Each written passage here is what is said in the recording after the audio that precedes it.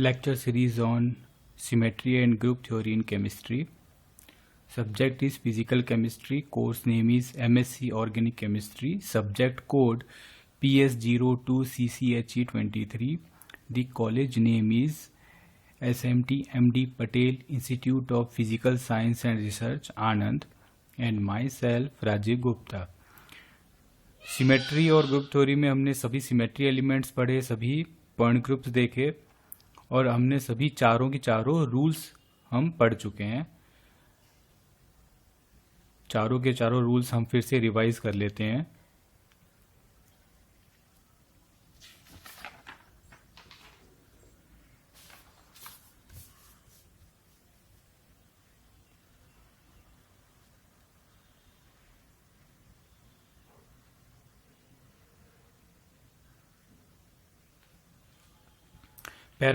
पहला रूल हमने पढ़ा था identity rule, closure rule second rule था, थर्ड रूल था एसोसिएटिव लॉ ऑफ मल्टीप्लिकेशन और फोर्थ रूल था इन्वर्स रूल। इन सभी रूल्स में हमने एक कॉमन चीज़ क्या देखी थी कि सभी रूल्स में हमको कोई ना कोई दो सिमेट्री ऑपरेशंस को मल्टीप्लाई करना था। दो या दो से ज़्यादा सिमेट्री ऑपरेशंस को हम प्रोडक्ट करते थे, मल्टीप्लाई करते थे और उसका कोई रिजल्ट हमको प्राप्त होता था। तो उसी को यूज़ करते हुए हम आगे एक ग्रुप मल्टीप्लिकेशन टेबल आती है वो ड्रॉ कर सकते हैं। किसी भी पॉइंट ग्रुप के लिए ग्रुप मल्टीप्लिकेशन टेबल बनाई जा सकती है, जिसमें आप स्पेसिफिकली देखोगे तो क्लोजर रूल सबसे ज़्यादा यूज़ होगा। क्लोजर रूल अप्लाई करते हुए हम वो ड्रॉ कर सकते हैं। तो क्लोजर रूल हमने पढ़ा था, क्या रूल था क्लोजर रूल?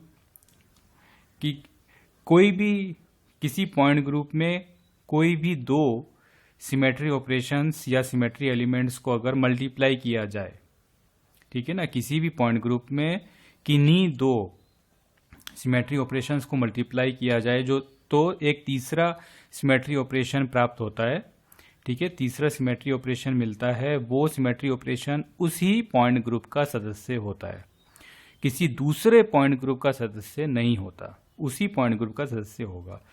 तो इसी कंसेप्ट को यूज़ करते हुए हम ग्रुप मल्टीप्लिकेशन टेबल ड्रॉ कर सकते हैं। जैसे कि किसी पॉइंट ग्रुप के लिए जितने भी सिमेट्री ऑपरेशंस पॉसिबल हैं उन सभी सिमेट्री ऑपरेशंस को हम क्लास में डिवाइड करके कॉलम में और रोज में लिख देते हैं और फिर कॉलम को रो से मल्टीप्लाई करते हैं। यानी कॉलम के सिमेट्री ऑपरेशन को रो, कॉलम मतलब स्तंभ के सिमेट्री ऑपरेशन को रो यानी पंक्ति के सिमेट्री ऑपरेशन से मल्टीप्लाई करने पर हमको एक सिमेट्री ऑपरेशन मिलता है जो उसी पॉइंट ग्रुप का सदस्य होता है। तो अभी हम देखते हैं कि ग्रुप मल्टीप्लिकेशन टेबल्स क्या हैं।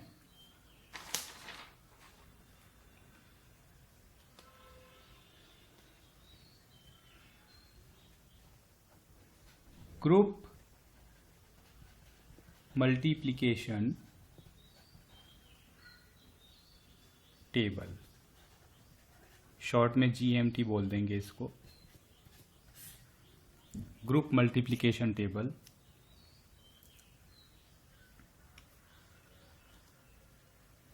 जो हमने चारों के चारों रूल्स पढ़े हैं इन्हीं में से यही रूल्स अप्लाई होंगे और इन्हीं रूल्स का यूज़ करते हुए हमको ये वाला टेबल ड्रॉ करना है। अब इसमें ये ध्यान देने की बात है कि हम जो कॉलम के अंदर और रो के अंदर जो हम सिमेट्री ऑपरेशन रखेंगे वो एक्चुअली क्लास वाइज रखेंगे। यानी सेम टाइप के सिमेट्री ऑपरेशन या आप सिमेट्री एलिमेंट्स बोल सकते हो, सेम टाइप के सिमेट्री ऑपरेशंस एक क्लास के अंदर इंक्लूड होंगे। यानी एक क्लास मतलब एक कॉलम के अंदर इंक्लूड होंगे या फिर एक रो के अंदर इंक्लूड होंगे। डिफरेंट टाइप के सिमेट्री ऑपरेशन डिफरेंट क्लास में या डिफरेंट कॉलम्स में आएंगे या डिफरेंट रोज में कंसीडर होंगे। जैसे एक एग्जांपल लेता हूं मैं। सपोज एक पॉइंट ग्रुप है, उस पॉइंट ग्रुप के अंदर ABCD सपोज करो ये 5 एलिमेंट्स हैं। इन 5 एलिमेंट्स में से ये एलिमेंट्स इन सभी से डिफरेंट टाइप का एलिमेंट है, डिफरेंट टाइप का ऑपरेशन है। उसके बाद अभी देखिए बी और सी जो हैं वो सपोज कीजिए सेम टाइप के ऑपरेशन है, यानी क्वालिटी ऑफ ऑपरेशन सेम है, तो वो एक सिंगल क्लास में आएंगे। उसके बाद सपोज कीजिए डी और ई एक सिंगल क्लास में अगर कंसीडर होते हैं, सेम टाइप के ऑपरेशन थे, वो एक क्लास में आएंगे। तो कॉलम्स जो हैं यहाँ पर ग्रुप मल्टीप्लिकेशन टेबल में कॉलम्स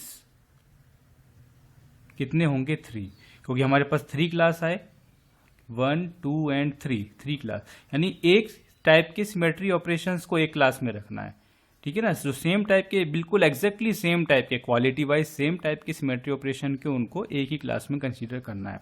इसी तरह से जो रोज होंगे वो भी कितने होंगे यहाँ पे। इसका मतलब जो मल्टीप्लिकेशन टेबल बनेगा, जो जीएमटी बनेगा, वो जीएमटी क्या होगा? एकदम स्क्वायर शेप होगा।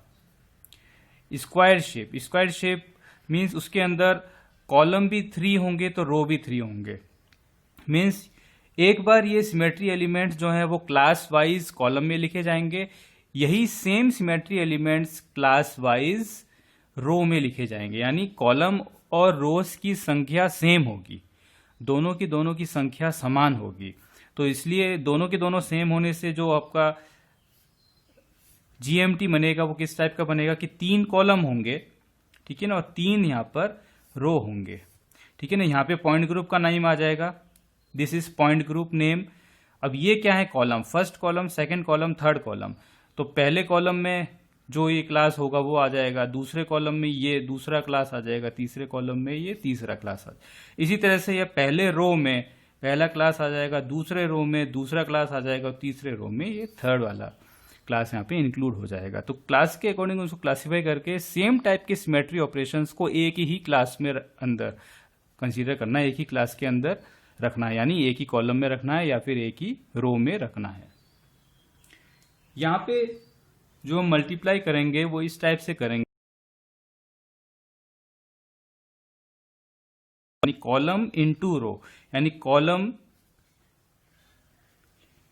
कॉलम इनटू रो, इस सीक्वेंस में मल्टीप्लाई करेंगे। यानी पहले कॉलम वाले सिमेट्री ऑपरेशन को लेंगे और फिर रो वाले सिमेट्री ऑपरेशन को लेंगे और इन दोनों को फिर इस सीक्वेंस में मल्टीप्लाई करेंगे, और जो इसका रिजल्ट आएगा वो यहाँ आएगा। जैसे इसको इससे मल्टीप्लाई करोगे तो यहाँ लिखेंगे, इसको इससे मल्टीप्लाई करेंगे तो यहाँ आएगा, इसको इससे मल्टीप्लाई करेंगे यहाँ आएगा, फिर इसको इससे मल्टीप्लाई करेंगे तो यहाँ आएगा। इस तरह से सीक्वेंस जब ये पूरा यहाँ कंप्लीट हो जाएगा तो आपका जीएमटी भी कंप्लीट हो जाता है। तो हर एक पॉइंट ग्रुप के लिए हम जीएमटी ड्रॉ कर सकते हैं, जिसमें क्लोजर रूल कंप्लीटली फॉलो होता है, और उसमें जो रिजल्ट आता है, जो पूरा का पूरा फिल होता है, वो मतलब वो बताता है कि कौन से सिमेट्री ऑपरेशंस को मल्टीप्लाई करके तीसरा जो एलिमेंट है जनरेट होता है, और वो उसी ग्रुप का मेंबर होता है। यहाँ पे हम क्या डेफिनेशन बोल सकते हैं कि एक each row and each column in the group multiplication table lists each of the group elements once and only once, यानी रो और कॉलम में, ग्रुप मल्टीप्लिकेशन टेबल के अंदर रो और कॉलम में जो भी सिमेट्री एलिमेंट्स की लिस्टिंग होगी, जो भी सिमेट्री एलिमेंट्स लिखे जाएंगे, वो सिर्फ एक ही बार लिखे जाएंगे, मतलब सेम टाइप के 2 बार रिपीट नहीं होंगे। यानी सेम टाइप की सिमेट्री ऑपरेशन, यानी सेम क्लास में आने वाले सिमेट्री ऑपरेशंस 2 क्लासेस में कभी भी इंक्लूड नहीं होंगे, 2 क्लासेस में नहीं होंगे, उनको एक ही क्लास में रखना है। इसका मीनिंग यही है कि एक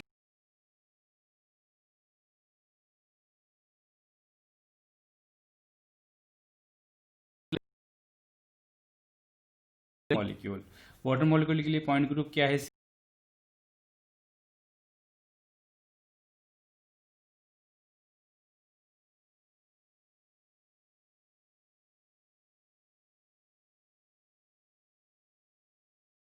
आइडेंटिटी एलिमेंट इन सभी एलिमेंट से एकदम डिफरेंट टाइप का ऑपरेशन है, यानी कोई भी ऐसा ऑपरेशन जो एकदम आइडेंटिकल कॉन्फ़िगरेशन देता है वो आइडेंटिटी कहलाता है।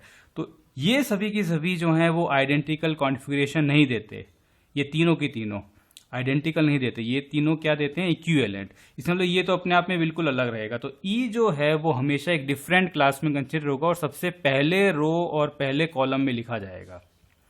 पहले रो और पहले कॉलम में हमेशा ई को कंसीडर करेंगे, और जो पहला क्लास होगा that will be E class, और ई क्लास में एक ही ऑपरेशन होगा that is E operation, identity operation. इसी तरह से आप इसको कंसिडर कर लीजिए C2Z। तो C2Z ऑपरेशन कैसा ऑपरेशन है? एक्सिस ऑफ सिमेट्री वाला ऑपरेशन, ठीक है ना। ये वाला ऑपरेशन क्या है? Axis of symmetry operation. और ये दोनों कौन से ऑपरेशन है? Both operations are plane of symmetry operations, plane of symmetry से रिलेटेड ऑपरेशंस हैं। ये दोनों प्लेन ऑफ सिमेट्री ऑपरेशन है और ये एक्सिस ऑफ सिमेट्री। तो ये ऑपरेशन इन दोनों से बिल्कुल डिफरेंट टाइप का है, तो ये अलग क्लास में आएगा। ओके, तो C2Z जो है वो इटसेल्फ सिंगल ऑपरेशन है, एक ऑपरेशन है और एक ही क्लास में इंक्लूड होगा। यानी एक तो इसमें ई क्लास होगा, किसमें? वाटर मॉलिक्यूल में। एक तो ई क्लास होगा, दूसरा C2Z क्लास होगा। अब हम तीसरा इस पे आते हैं कि इनको एक ही क्लास में रखें कि डिफरेंट क्लास में रखें, क्योंकि दोनों की दोनों प्लेन ऑफ सिमेट्री हैं। ये भी वर्टिकल प्लेन ऑफ सिमेट्री, ये भी वर्टिकल प्लेन ऑफ सिमेट्री, बस इनकी जो प्लेन है, कार्टेशियन प्लेन्स हैं, वो डिफरेंट हैं। तो अब हमको यहाँ देखना है कि इन दोनों के लिए को एक ही क्लास में रखें, यानी एक ही क्लास में दोनों ऑपरेशंस को रख दें, या दोनों के लिए अलग अलग क्लास बनाएं। दोनों के लिए अलग अलग क्लास तब बनेंगी जब दोनों ऑपरेशंस की क्वालिटी डिफरेंट होगी। क्वालिटी डिफरेंट कैसे होगी वो आप ऐसे समझिए कि सबसे पहले हम ड्रॉ करते हैं sigma we x Z plane, ठीक है। Okay, this is sigma we x Z. और दूसरा प्लेन हम ड्रॉ करते हैं sigma we Y Z. Sigma we Y Z कौन सा होता है? जो हम मॉलिक्यूलर प्लेन लेते हैं इसके लिए, this is sigma we Y Z. इसको ऐसे फिल कर देते हैं, पूरा मॉलिक्यूलर प्लेन है। अब इन दोनों प्लेन्स को कंसिडर कीजिए। दोनों प्लेन्स जो हैं वो प्लेन ऑफ सिमेट्री हैं, दोनों की दोनों। ये प्लेन ऑफ सिमेट्री ये वाला है जिसमें ऑक्सीजन एटम मिडिल में से कट होता है और दोनों हाइड्रोजन्स कट नहीं हो रहे हैं, दोनों हाइड्रोजन्स दूर दूर रह जा रहे हैं और एक दूसरे की मिरर इमेज बन रहे हैं। लेकिन इस वाले प्लेन ऑफ सिमेट्री में ऑक्सीजन एटम, हाइड्रोजन एटम तीनों के तीनों कट हो रहे हैं मॉलिक्यूलर प्लेन के साथ में। तीनों के तीनों हाफ हाफ ऊपर नीचे कट हो रहे हैं। यानी इस प्लेन ऑफ सिमेट्री की क्वालिटी और इस प्लेन ऑफ सिमेट्री की क्वालिटी डिफरेंट है। दोनों की दोनों प्लेन ऑफ सिमेट्री की क्वालिटी जो है डिफरेंट है। दोनों हैं तो प्लेन ऑफ सिमेट्री, लेकिन दोनों की क्वालिटी, ऑपरेशंस की क्वालिटी डिफरेंट है। इसलिए ये दोनों की दोनों प्लेन डिफरेंट टाइप के हैं, इसलिए इन दोनों को डिफरेंट क्लास में रखेंगे, अलग अलग क्लास में कंसीडर करेंगे। तो अगर आप इसमें कंसीडर कर लोगे तो सिग्मा वी एक्स जेड ये अलग क्लास में आएगा और सिग्मा वी वाई जेड ये अलग क्लास में। तो टोटल आप देखोगे वाटर मॉलिक्यूल जिसके लिए C2V पॉइंट ग्रुप है, या कह सकते हैं हम C2V पॉइंट ग्रुप के लिए जो क्लासेस होती हैं वो क्लासेस कितनी होती हैं? 4।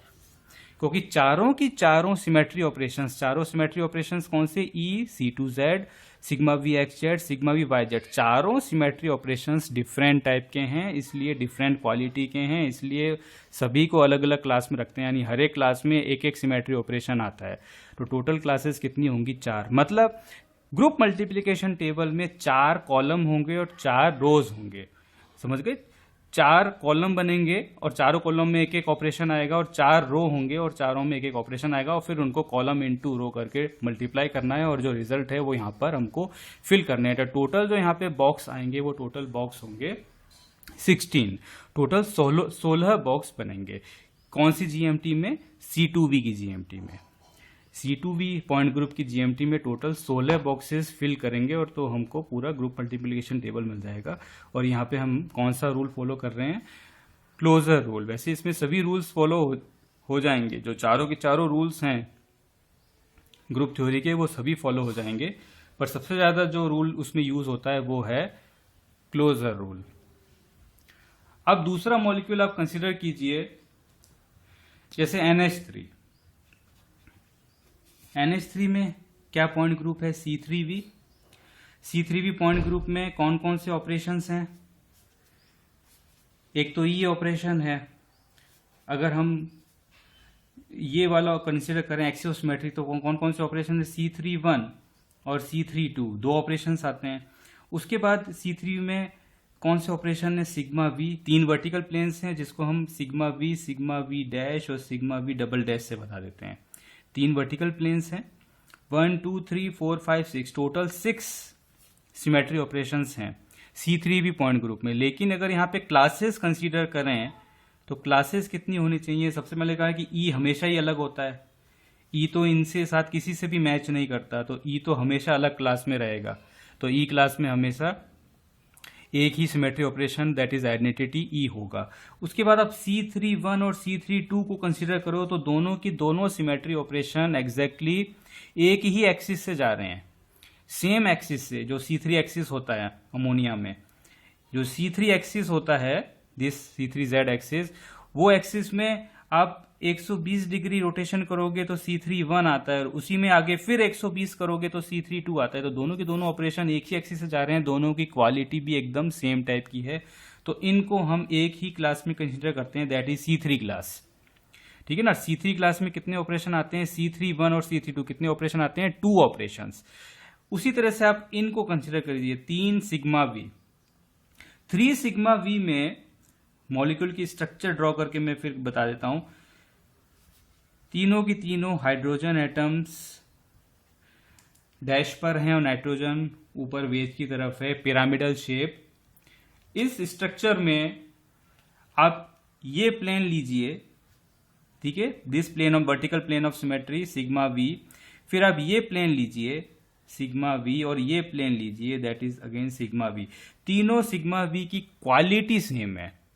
क्वालिटी सेम मतलब जैसे इस सिग्मा वी को कंसीडर करें तो ये नाइट्रोजन और हाइड्रोजन को कट कर रहा है, और ये दोनों हाइड्रोजन मिरर इमेज बन रहे हैं। इसी तरह से ये वर्टिकल प्लेन जो है वो हाइड्रोजन नाइट्रोजन को कट कर रहा है बीच में से, दिस प्लेन, और ये दोनों मिरर इमेज बन रहे हैं। इसी तरह से ये वर्टिकल प्लेन जो है वो नाइट्रोजन हाइड्रोजन को कट कर रहा है, और ये दोनों पोर्शन मिरर इमेज बन रहे हैं। यानी तीनों के तीनों प्लेन हैं, वर्टिकल प्लेन ऑफ सिमेट्री हैं, और तीनों सेम टाइप के हैं। H2O में दोनों के दोनों सेम टाइप के नहीं थे, दोनों डिफरेंट थे, लेकिन यहां पर तीनों की तीनों सेम टाइप के हैं, तो तीनों एक ही क्लास में कंसीडर होंगे, that is sigma we class. तो इसका मतलब क्लासेस कितनी होंगी C3 पॉइंट ग्रुप में? 3। टोटल 3 क्लासेस पॉसिबल होंगी। तो ग्रुप मल्टीप्लिकेशन टेबल में भी ओनली हमको 3 कॉलम रखने होंगे और 3 रो रखने होंगे। किसके लिए? C3 पॉइंट ग्रुप के लिए। अब हम एग्जांपल लेते हैं C2 पॉइंट ग्रुप की ग्रुप मल्टीप्लिकेशन टेबल ड्रॉ करते हैं। किसके लिए? C2 पॉइंट ग्रुप के लिए।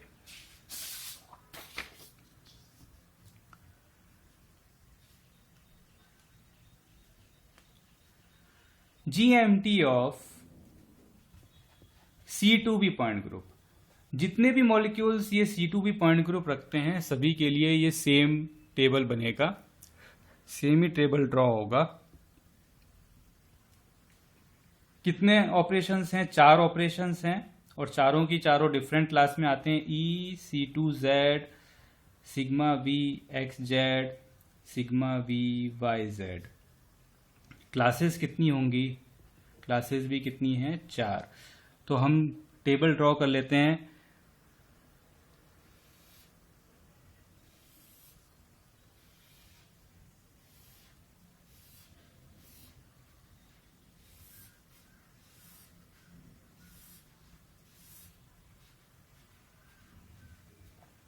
ठीक है, 4 कॉलम्स हैं और 4 रोज रखेंगे।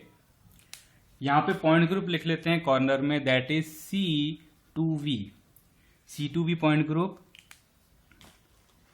नाउ इसमें क्लासेस कितनी है? 4 क्लासेस, और चारों क्लासेस के यही नाम है। पहली क्लास कौन सी होगी? E class. सेकंड कौन सी क्लास होगी? C2Z class. तीसरी क्लास कौन सी होगी? Sigma V XZ। Fourth class कौन सी होगी? Sigma V YZ। तो पहला लिख लेते हैं E क्लास, कॉलम को फिल कर रहे हैं, this is first column. Okay, this is first column, this is second column, this is third column, this column, and this is fourth column. इसी तरह से यहां पे रो देखोगे तो ये दिस इज फर्स्ट रो, ठीक है, second row, third row, and this is fourth row. E C2Z sigma V XZ sigma V YZ। Okay, ये आपके 4 हो गए कॉलम। अब रो में भी इन्हीं को रिपीट करते हैं इसी सीक्वेंस में, सेम सीक्वेंस में। पहला E, यहाँ पे E लिखा है तो यहाँ पे पहला E, देन C2Z, यहाँ पे भी C2Z, यहाँ पे सिग्मा V XZ, यहाँ पे भी sigma V XZ, sigma V YZ, again sigma V YZ। आ गया? ओके।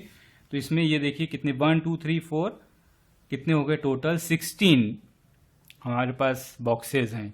इन पूरे के पूरे 16 बॉक्सेस को अब हमको कंप्लीटली फिल करना है।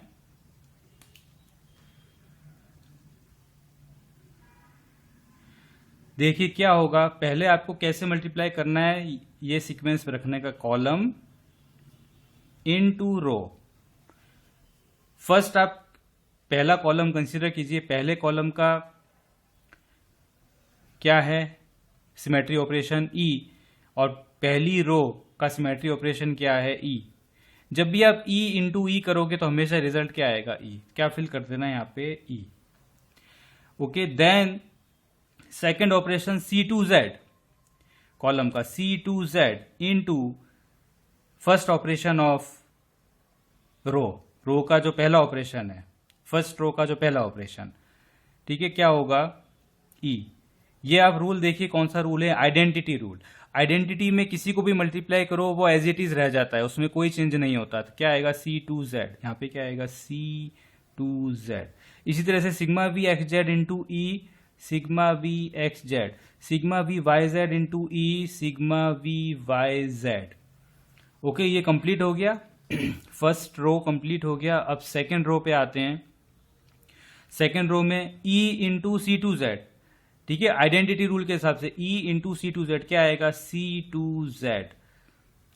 Okay, then C2Z into C2Z, ठीक है, C2Z इंटू C2Z क्या होता है, C2Z का स्क्वायर। वो क्या होता है, आइडेंटिटी, पढ़ा था हमने।